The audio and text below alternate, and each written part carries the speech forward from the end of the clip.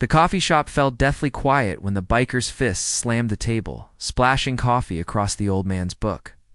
"Get out of my seat, cripple," he snarled, looming over the one-armed veteran who didn't budge. The room froze, waitress, customers, even the air itself.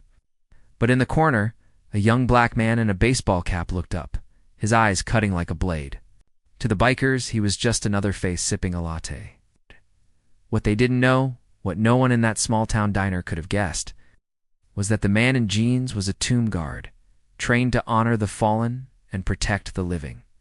And in the next 60 seconds, those 5 bikers would discover exactly who they'd just crossed. Before we dive into this story, where are you reading from? Let us know in the comments. And if you believe values like honor, courage, and sacrifice still matter, join us in keeping their legacy alive. The sun dipped low over the small Virginia town, casting a golden glow through the wide windows of the grind. A cozy coffee shop just miles from Arlington National Cemetery.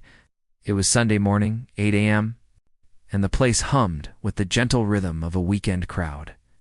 The air carried the scent of fresh coffee beans, warm croissants, and a touch of vanilla.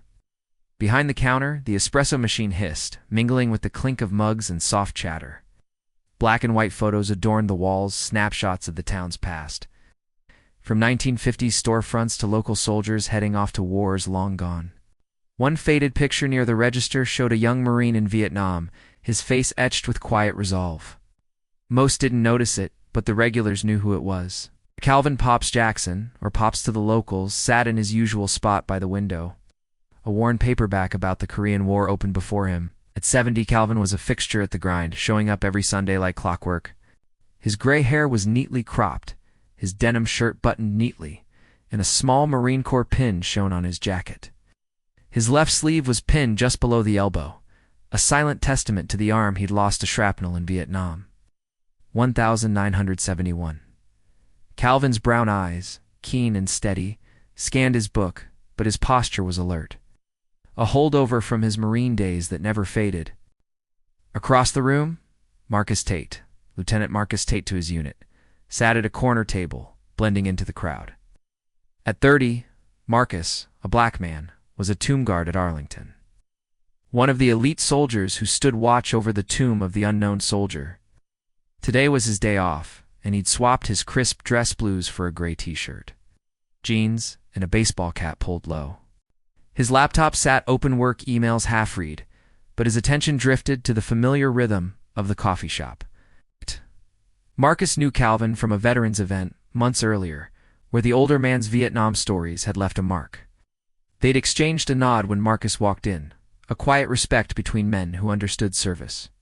Ella Monroe, the 52-year-old owner of the grind, moved between tables, her dark hair pulled into a loose ponytail, her apron marked with years of hard work. She flashed a warm smile at a group of college kids studying in the corner, then stopped by Calvin's table with a fresh pot of coffee. "Morning, Pops," she said, her voice carrying a soft Virginia lilt. "Refill?" Calvin glanced up, his face creasing into a small grin. I can't say no to that, Ella. Keep it coming." She poured the black coffee, careful not to spill on his book. "Reading about war again? Ever take a break from that?" "History keeps you grounded," Calvin said, his voice low and steady. "Reminds you what's worth fighting for." Ella chuckled, shaking her head. "Stubborn as ever, Pops." She moved to the next table, where an older couple shared a plate of scones, their conversation a soft murmur about their grandkids and rose gardens. Marcus sipped his latte, his eyes flicking to Calvin. He admired the old man's quiet strength, the way he carried himself despite the missing arm. Calvin reminded Marcus of the soldiers he honored daily at Arlington, men and women who'd given everything and asked for nothing. He's about to return to his emails, when the roar of motorcycle engines rattled the windows, loud and menacing, shattering the quiet morning. The door swung open, and 5 men strode in, their heavy boots thumping the hardwood floor. The leader, Vince Razor Carter, was a giant, 6 feet 4 inches with a shaved head and tattoos curling up his arms. His leather jacket creaked as he moved, a sneer twisting his lips. His Kuriki, Nate, Kyle, and Eddie followed close, their eyes scanning the room like wolves. They were part of the Iron Vipers, a biker gang stirring up trouble around town for weeks. Conversations in the coffee shop died. Forks hovered mid-bite, and the college kids shrank in their seats. Vince's gaze locked on Calvin's table by the window, the best spot with a clear view of the street. He smirked and strode over, his boots loud against the floor. "Hey, old man," he said, his voice cutting through the shop. "You're in my seat. Move." Calvin looked up from his book, his brown eyes calm but unyielding. I set the paperback down slowly, folding the page corner.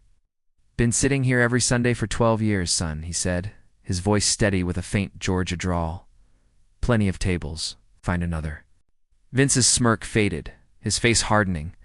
His crew exchanged glances, edging closer. "You deaf or just dumb?" Vince said louder now, drawing every eye.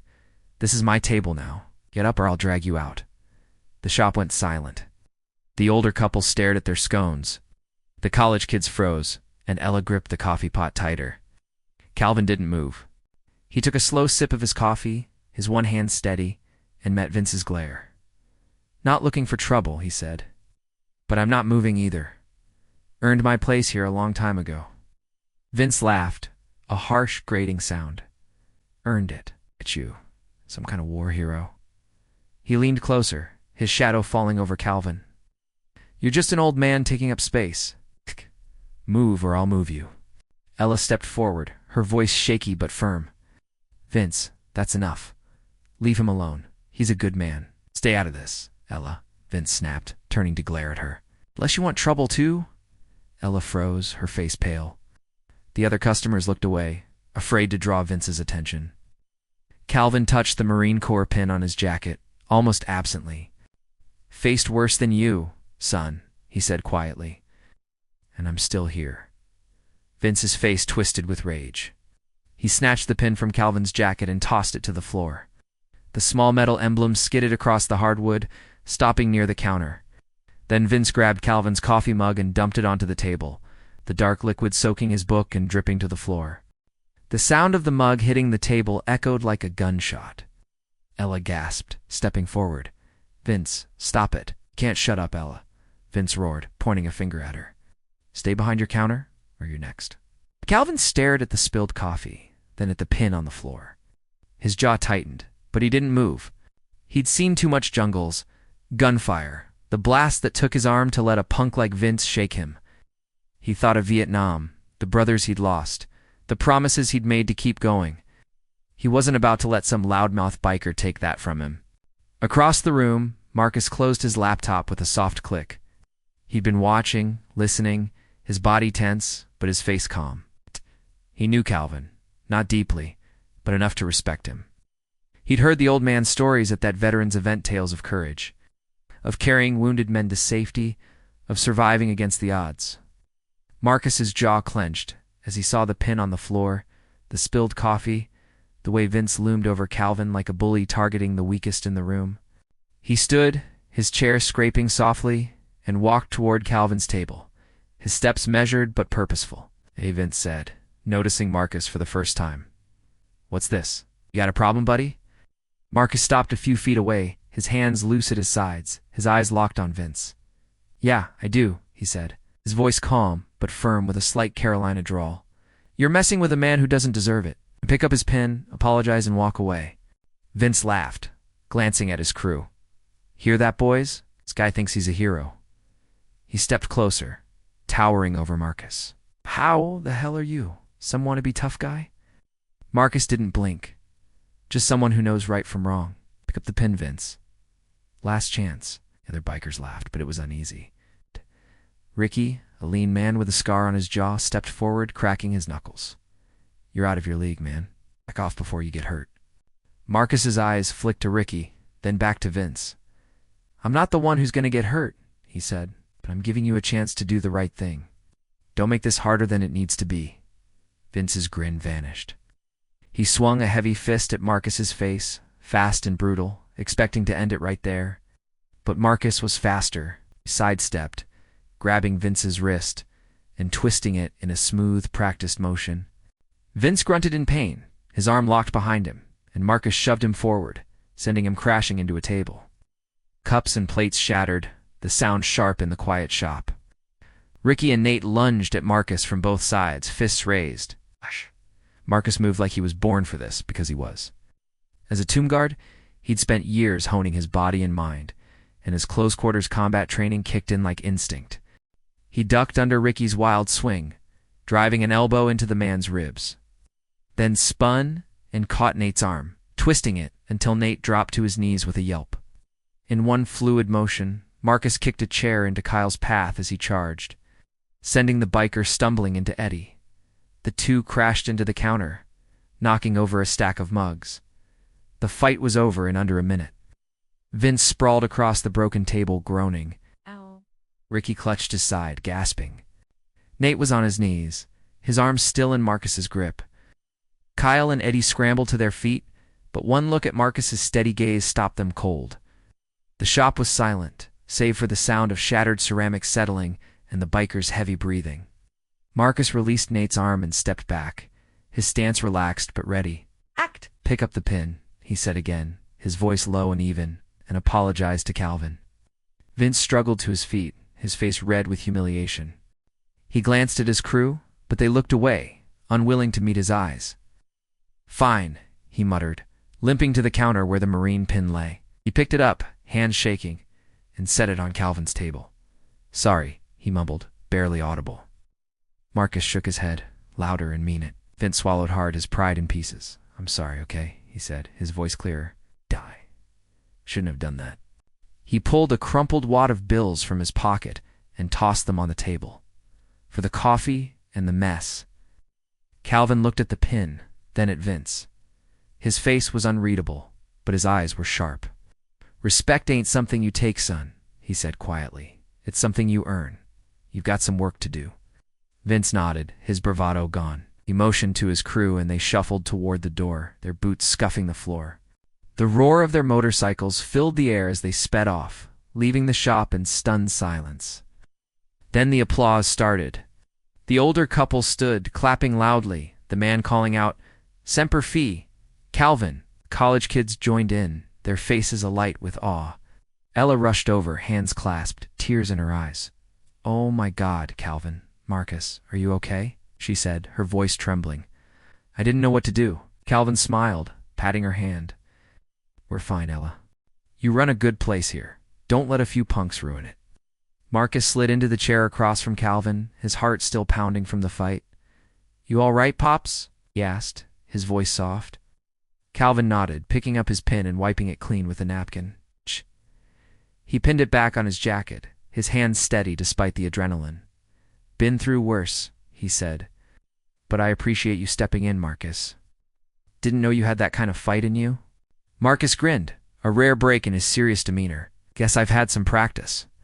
He hesitated, then added, "I'm a tomb guard over at Arlington. Didn't want to make a big deal of it, but I couldn't let them treat you like that." Calvin's eyes widened slightly, then softened. "A tomb guard, huh? That's something." He paused, his voice dropping. "Reminds me of the boys I served with in Nam. Young, tough, full of heart." "You did them proud today?" Marcus felt a warmth in his chest. Not from praise, but from knowing he'd done right. "Just did what you'd have done, Pops," he said. "What any of us would do for a brother." Ella, still shaken, brought over a fresh pot of coffee. "On the house," she said firmly. "For both of you. Ah. And don't even think about paying for those broken mugs." "That's on Vince." The older man from the couple approached, his hand extended. "I'm a vet myself," he said, his voice thick. "Korea 53, you two showed that punk what a real man looks like." He shook Calvin's hand, then Marcus's, his grip firm. "Thank you." Word of the incident spread quickly. By the next week, the grind was busier than ever, with locals stopping by to hear the story firsthand. Ella framed a photo of Calvin and Marcus, taken that morning by one of the college kids, and hung it on the wall, calling it the Honor Corner. The shop became a gathering place for veterans, who started showing up on Sundays to swap stories over coffee. Calvin and Marcus became regulars together, their table by the window a quiet symbol of what they'd stood for. Calvin replaced his coffee-stained book with a new one, but kept his marine pin polished and gleaming. Marcus found himself looking forward to those Sunday mornings, not just for the coffee, but for Calvin's stories of jungles, sacrifice, and men who stood their ground no matter the odds. As weeks turned to months, the grind became more than a coffee shop. It was a place where the town came together, where veterans, young and old, found a home. where courage and respect weren't just words, but a way of life. For Marcus, it was a reminder that duty didn't end when the uniform came off. It lived in moments like these, in standing up for what was right, even when the odds were stacked against you. If you enjoyed this story, let us know in the comments. And check out another tale of courage, sacrifice, choices that will leave you questioning everything you thought you knew about duty and justice.